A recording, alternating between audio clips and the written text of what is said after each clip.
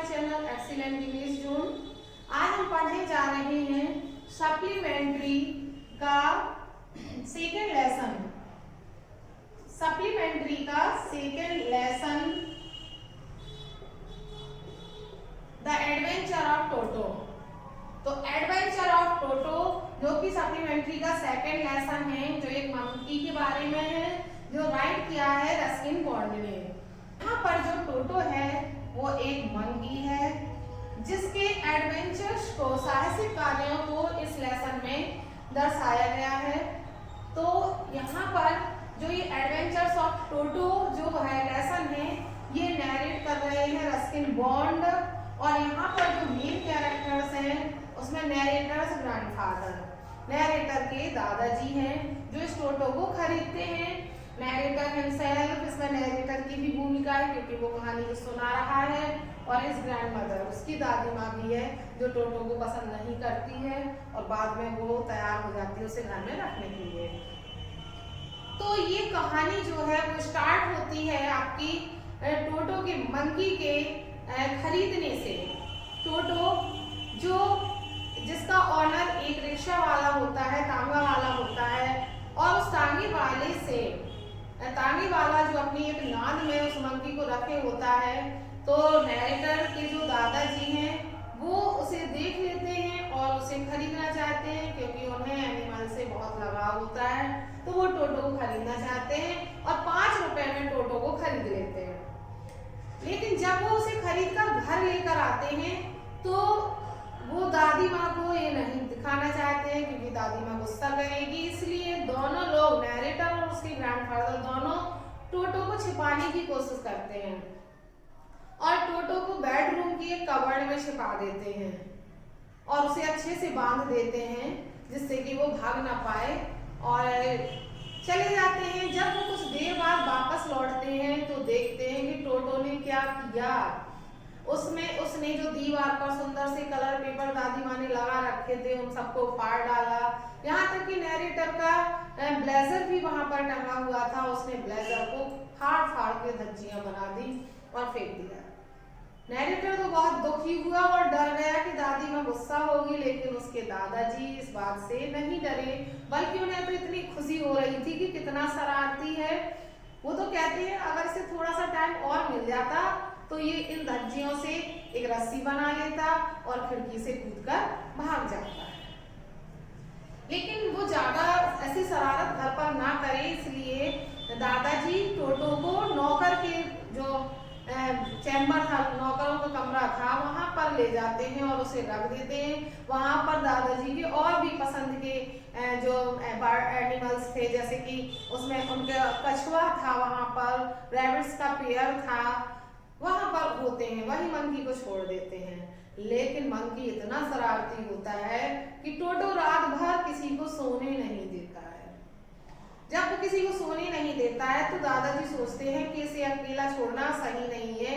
Next day दादाजी को सहारनपुर जाना होता है पेंशन लेने के लिए, तो वो टोटो को अपने साथ सहारनपुर ले जाते हैं, देहरादून ले जाते हैं।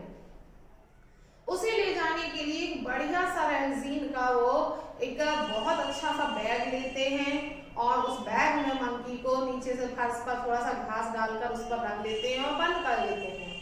वो इतना, जो कैनवास इतना हार्ड होता है कि वो कहीं से मंकी उसे दांत से, नेल्स से ना तो फाड़ सकता था और चैन से इस तरह से बंद था कि वो बाहर नहीं आ सकता था। अगर वो शरारत करता तो केवल उछल सकता था, और ऐसा उसने किया।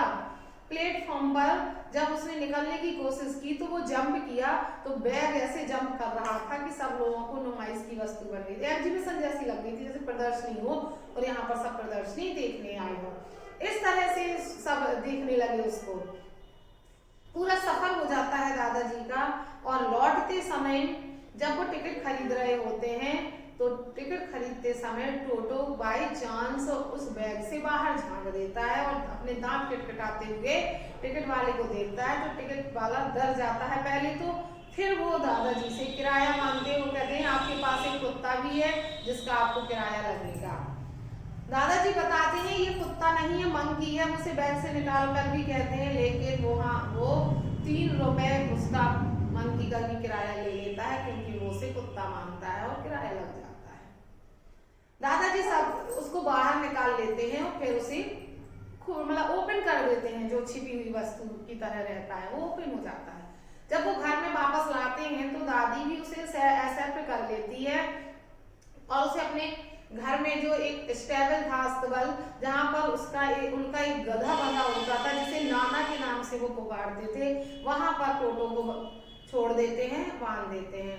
लेकिन जब रात में दादाजी ये देखने जाते हैं कि मैटर सब कुछ सही है या नहीं है, टोटो सही से है या नहीं है, तो देखते हैं कि जो नाना था गधा एक तरह से वो उसे परेशान करता है टोटो को, उसकी घास खींचकर दूसरी जगह फेंकता है, शरारत करता है टोटो की। तो दादाजी उस गधे को पीछे से मारते हैं, फिर उसको वो वहीं रखते हैं।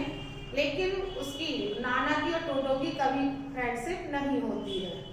दादी उसे पर डे शाम को गर्म पानी करके नहलाती है, गर्म पानी करके टब में भर देती है। तो बड़ी शरारत करते हुए मंकी उसको पानी को टच कर छू कर देखता कि वो सही है या नहीं है, फिर अपना एक हाथ डालता, फिर पैर डालता, फिर पानी में उतर जाता और बढ़िया से साबुन से रगड़ रगड़ कर नहाता। और जब पानी ठंडा होने लगता तो निकल के सीधे किचन में जाता जहाँ आग जल रही होती है और आग में वो अपने आप को सुखा लेता। तो इस तरह से दिनचर्या चलती रहती है। लेकिन टोटो इतना शरारती होता है कि एक बार तो वो उबलते हुए पानी में ही घुस जाता है, चूल्हे पर जो पानी चढ़ा होता है, छूता है, देखता है बढ़िया गर्म है, तो सोचता है इसी में ना बैठ जाऊं, और वो अपना गर्दन बाहर निकाल लेता है, पूरा बड़ा बर्तन रखा हुआ था उसी में चला जाता है। और जब पानी बहुत तेज उबलने लगता है तो वो बार बार हाथ पैर बाहर निकालता है, और लेकिन बाहर ठंड होती है इसलिए फिर उसी में घुस जाता है, बहुत शरारत करता है। और उनके घर में भी बहुत आतंक करता है, जिसे एडवेंचर्स का नाम दिया गया है। वो उसके एडवेंचर्स नहीं बल्कि मिस्चीवियस होते हैं, उसकी मिस्चीव्स रहती हैं। वो उसके जो नैरेटर की जो बुआ है उनके कहीं कपड़े खींच देता, कहीं कपड़े में होल कर देता। एक बार तो जब सभी लोग लंच के लिए जा रहे थे तो उसमें टेबल पर, डाइनिंग टेबल पर जो प्लेट, पुलाव की प्लेट रखी हुई थी डिनर के लिए, तो वो मंकी जब वो जाते हैं तो देखते हैं कि मंकी ऑलरेडी पुलाव खा रहा होता है। बुआ को देखता है तो वो प्लेट बुआ को फेंक कर मारता है। फिर दादी माँ आती है तो दादी माँ को गिलास भरा पानी का गिलास फेंक कर मारता है। और जब दादाजी आते हैं तो वो प्लेट लेकर खिड़की से भाग जाता है और कटहल के पेड़ पर चढ़ जाता है, वहां खाता है और दादी माँ को चढ़ाने के लिए वहीं से प्लेट फेंक देता है, तोड़ देता है। आखिर दादाजी को ये बात समझ में आ जाती है कि वो टोटो को घर में नहीं रख सकते हैं, क्योंकि वो इतना शरारती है कि बहुत नुकसान करता है और वो लोग इतने अमीर नहीं है कि उसके नुकसान को सह सकते हैं। आखिर में दादाजी उस तांगे वाले को ढूंढते हैं जिससे उन्होंने टोटो को खरीदा था। वो उसके पास जाते हैं और उसे 3 रुपए में, 2 रुपए के नुकसान पर 3 रुपए में टोटो को वापस बेच देते हैं। तो ये जो समरी है, यहाँ पर मैंने जो समरी बताई है एडवेंचर्स ऑफ टोटो, इसमें मैंने शॉर्ट में टोटो के एडवेंचर्स बताए हैं कि किस तरह से दादाजी ने उसे खरीदा, फिर कैसे उसे रखा, पहले छिपा कर रखा, फिर ओपनली रखा, और टोटो ने कितनी शरारत की, उनका कितना नुकसान किया। एट लास्ट दादाजी को टोटो बेचना ही पड़ा, जबकि वो एनिमल्स के बहुत शौकीन थे, लेकिन टोटो उनके घर में रखने के योग्य नहीं था। एट लास्ट वो उसे बेच देते हैं। तो आई होप आपको ये समरी समझ में आई होगी। मिलते हैं नेक्स्ट वीडियो में इसके डिटेल स्टडी के साथ। आज के लिए इतना ही। वीडियो अच्छा लगा हो तो वीडियो को लाइक करें, और अगर आप अपने कोर्स को कंप्लीट करना चाहते हैं तो मेरे चैनल से जुड़े रहें, अपने फ्रेंड्स को ज़्यादा से ज़्यादा शेयर करें। Thanks for watching.